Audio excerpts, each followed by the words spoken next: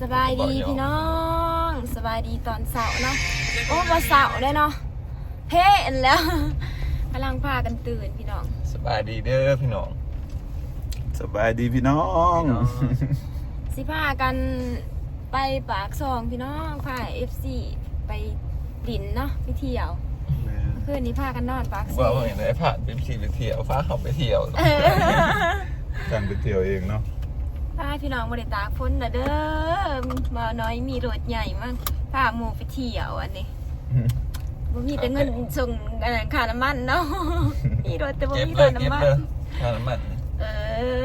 ที่หายดอกประมาณ50เอามาหยอดตาไก่เหรอ ป้าทุกคนตอนนี้กำลังเดินทางเนาะ เนาะ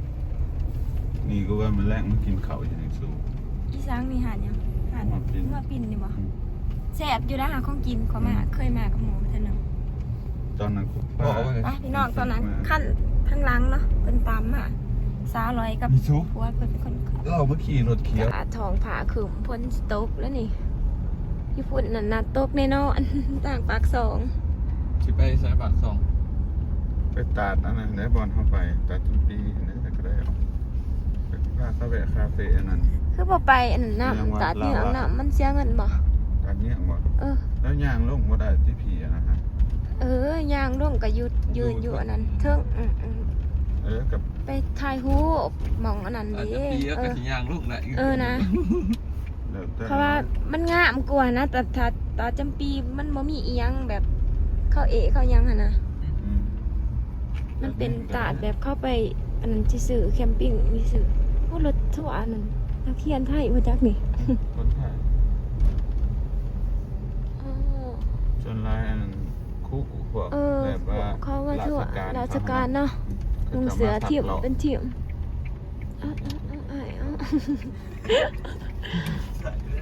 บ้างคนไทยก็คนลาวหน้าตาอยากต่างกันได้มาสู่แน่เบิ่งเป็นคนไทยนะเนี่ย ทางกัน ไป เด้ กับหมู อ นะแบบเป็นคนไทย ตอนนี้มาหอดหานข้าวเปียกนะพากันมาแวะนะแวะกินข้าวเปียกก่อนเดินทางว่าเฮาหานกินข้าวเสาร์พี่น้องอุ่นท้องก็จังเดินทางต่อเนาะฮะ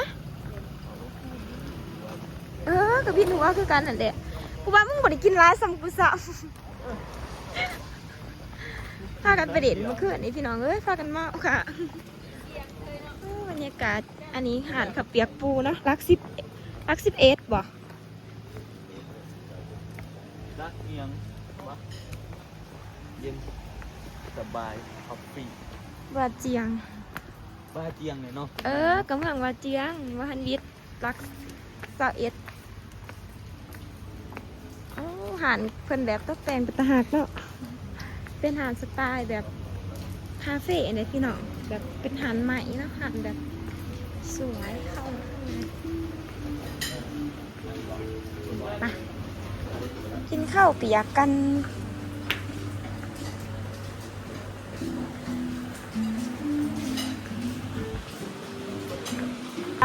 เจ๋ตื่นเช้ามาเป็นยังไงบ้างที่พาไปเที่ยวปากซอยพี่น้อง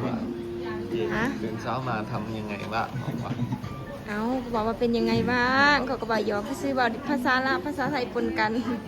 โอ้ยแม่งนี้นั่น พากันเมาเนาะพี่น้องคืนนี้ แม็กมีคนไว้ในไลฟ์สด เมกเมย์บอสู กับเปียกปูบนน้อง เสียงเพลงอะไรไปยังบอก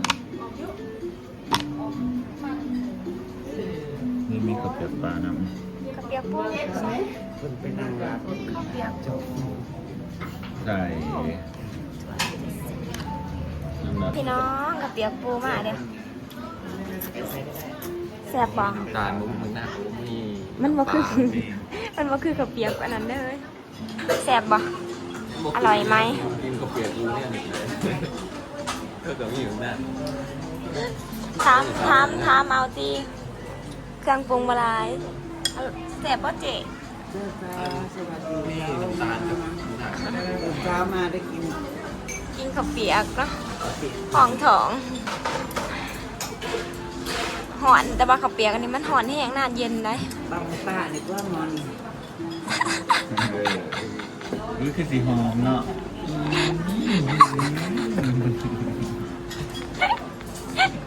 มันมาครับเอาปะนะครับ เอาเขาเกือบหมดเดือดโอ้คอจะไหนนะเฮ้ย ที่กูได้ตีไฟมันคือดีแซมเนี่ย โอ้ยแหละหายมึงดีใจหลอดตายติดว่าบันจือมาไปหายไปมึงเต้นหลอดตายกูได้หายมึงก็เต้นหนึ่งเต้นแล้วจะได้เสิร์ฟยา เอามึงบ่กินนะว่าใส่น้ำตาลใส่น้ำตาลก็สนใจ ปลาพี่น้องมากินกันเลยแต่ตาเสพแห้งอะดิกินดูกละ อยากเลย พี่น้องค่ะสิมาปรุงก่อนอันนี้นะฮะเราที่เราใส่ค่ะใส่เรากินกันนะเผ็ดแห้งมาจ้ะข้าวซุปนางเบิ่งเปิดมาหันมา เราคิดมาเสมอได้ว่าอันนี้เป็นน้องคนนี้เราเป็นน้องคนนี้คิดมาเสมอ กับพี่น้องหันเดียวพี่น้อง แล้วก็ลูกป้าลูกคุณ บักหน้าเม่เขาคนนี้เอิญเม่เคยป้ากับพี่น้องหันเดียวก็ได้บนในพี่น้องแบบดูติดกันอันนี้ข้าวเกี๊ยวพี่น้องข้าวหนักกระใส่นะใครก็มาใส่ใส่ผิดกันหน้ามาไล่ใส่ของเขากับเบิร์ดกรุ๊ปสมัครเนาะน้อยเนาะใส่ซ้ำพอมีข้าวกินอย่าใส่เยอะปลาวันนี้ใส่กับใส่เลยปลาไร้ผ่าไปปรุงด้วยปกติกับบริปรุงของกินเพราะว่ามันเสียบโลดก็ให้ปรุงนี้เห็นว่ากันเราไม่เคยกินเนาะจะเสียบดีก็พี่น้องต่างกองไม้ก็เรียนสวยกระเปียกว้าว ยังคงขอเรียนมันทำได้เอาเข้าที่มาทำแบบ อย่างนี้สวยนึงเลิศจะกลับมาที่ นี่กูไม่คิดถึง ใช้อะไรเลยเสือจะไปใส่ไปเลย ยิ่งกับเปียกอีกตัวนึง อันนี้ตอนปูพี่น้อง ตอนน้อยเนาะ เว้นตอนอันนี้ ตอนไหนกูที่เสียตอนดู ฮะ กินต้นกูซ้ำต้น เล่นบอกโอ้ยฮีเดเห็นแล้ว ตี เปียกปูนะคะข้าวก็ ก็อยากเป็นมันกินเกิดนึง ข้าวผู้หักมั้ง อี ปากกระปู สาวนึงยินเสียงอย่างว่าตีนึงยินเสียงอย่างกินเห็นปากตอนนั้นเด้อ เสียงอะไรกล คนดังเนาะไม่ใช่เนาะ พี่น้องกินข้าวกันแล้วเลยเนาะพากันเดินทางไปตากกัน ไปเจ็บปะเอาพี่ เจอกันอยู่ทาง ไปนั่งยังถ่ายคลิปนั่นจ้ะ บรรยากาศดีเนาะบ่ได้เหมือนพลใส่แบบสบายนะเฮ้ยขาสั่นเหรอมาหอดตาดนะพี่น้องอันนี้ตาดจำปีเนาะตาดทำจำปี5 ปีแล้วมาเราบอกเคยมาเขาหันมารอบที่3 ที่ 4เราประจักเนาะถ้ามาตอนนั้น มาหันมากินข้าวมาหลายคนจะ ตอนนี้พากันไปจ่ายค่าปีเขาพี่น้อง บรรยากาศดีเนาะเย็นข่อยมักอย่างเดียวคือบรรยากาศแบบมันสดชื่นมันเย็นยังรัก40ประมาณอีกจักรักแต่ปาก2ครับ ปากซองบ่ จะ40ประมาณอีก30-40นี่ ปา แห ก ละ ซองหันรัก40บ่ เมื่อนานี่รัก นี่รัก 40 จักดิตัวเมืองปากซองหันไหน กับบ่ไกล แต่ปากนี่ ทำจำปีพี่น้องน้ำตกตาดช่วงนี้ก็สิงามมันว่ามันยามพุ่นน้ำตกมันแห้ง 80บาท ไปจ่ายค่าปีเขา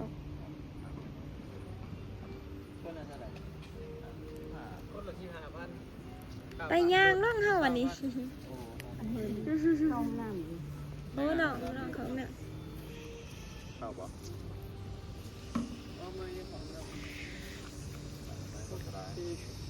ไปพากันย่างน้องไปเบิ่งน้ำตกตาดจำปีพี่น้องบ่อนเข้ามาแคมปิ้งกับทีมงานเลยเนาะพี่เพิ่นว่าท่านเคยมากับข้าเพิ่นมาบรรยากาศเย็นพี่น้องเอ้ยบรรยากาศอยู่ปากซองเนาะเขตปากซองมาตอนนั้นนักท่องเที่ยวหลายๆเนาะฝรั่งต่างประเทศเขาจะมาเที่ยวทางลงแต่ชันๆเลยพี่น้องงานขึ้นนี่ก็เมื่อยเติบจีรอกไปลงไปก่อน เกี่ยวกับค่าส่งด้วย ไปคือกันได้ค่ะสงสิเปื่อนน้องครับลงไปเบิ่งบ่ไรสวนน้ำตกมันอันนั้นเนาะน้ำมันแห้งเขาเจาะนั่นเลยหัวเขาเจาะขาดหัวที่ย่างไปเบิ่งค่ะน้ำลายน้ำหักไทยเบิ่งเพียงสันอยู่เลยพี่น้องตกสวยแห้งคนประมาณเนาะสวยเนาะน้ำมันแห้งปะพาพี่เป็นขึ้นไปเทิงกันวันล่องไปไกลเลยสิย่างขึ้นเมื่อยก้นเก่าขึ้นไปถ่ายพวกทีมงานล่องไปเบิ่งเนาะแล้วเราจะขึ้นไปเทิงตอนนี้พากันมาแวะตาดนี่อังเนาะฮะอยู่หน้าเบาน้อยบ่มีกระสอนไปสิลักเนาะก็จะเอาอันนี้มากระสอนมาเอะคักเนาะ อยู่หน้าข่อยว่าท่านนี้ บรรยากาศตาดเหยื่อพี่น้อง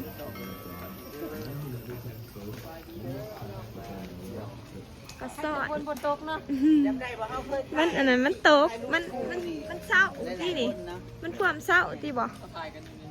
พี่น้องหมากใหม่เพิ่นอะโวคาโดเนาะเราดูการหมากกล้วยหมากใหม่คนมาเที่ยวกะสิได้อยู่เนาะพี่น้องปิ้งกล้วยโอ้ยอยู่นี่เพิ่นคล้ายมันคล้ายกล้วย ำหอมกินอันนึง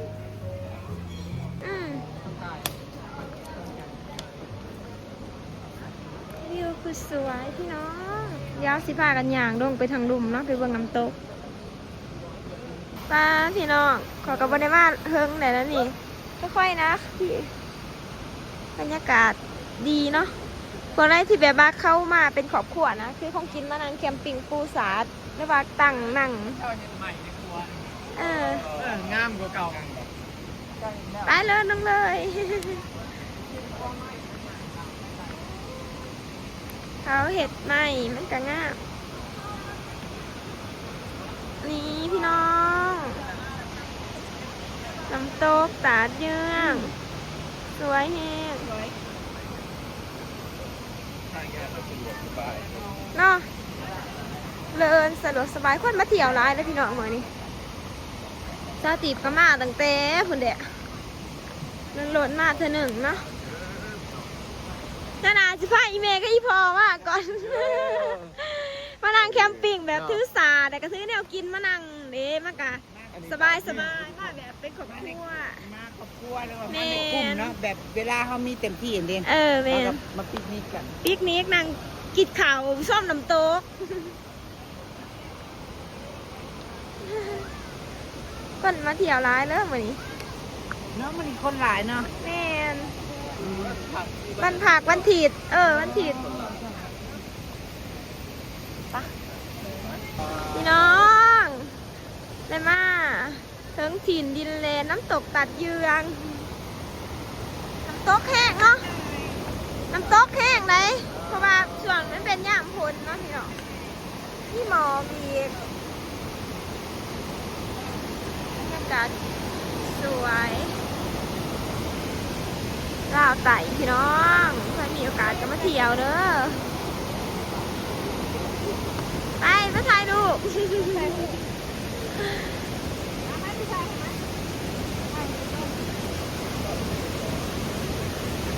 ี่น้องดูส้มวิวอยู่เบื้องลุ่มเนาะเบื้องน้ำตกที่ลุ่มงามแม่พี่หมอขึ้นมาได้นะลงไปหันเปียกไปหันได้หน่อยไอ้น่ะไฟล เป็นเก่าๆเนี่ยครับ เข้ากับพัฒนาใหม่นะคะ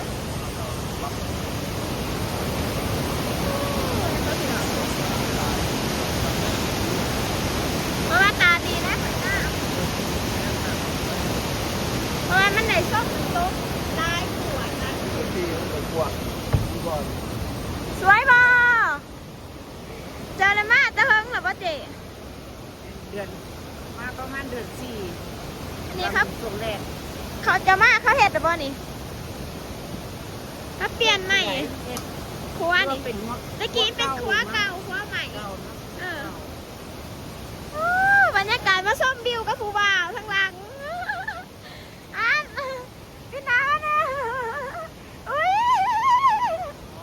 แม่แม่โม น้ำเด้อ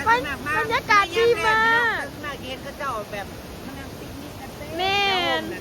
เขาถือเนี่ยกินมะนางปิกนิกเนาะแบบเป็นโต๊ะเป็นอะไรนั่นโอ้ มีเพนเนที่ต้องไปข้างล่าง สวยถ่ายรูปแล้วบ่ป้าพี่น้องน้ำงามแหงเนาะ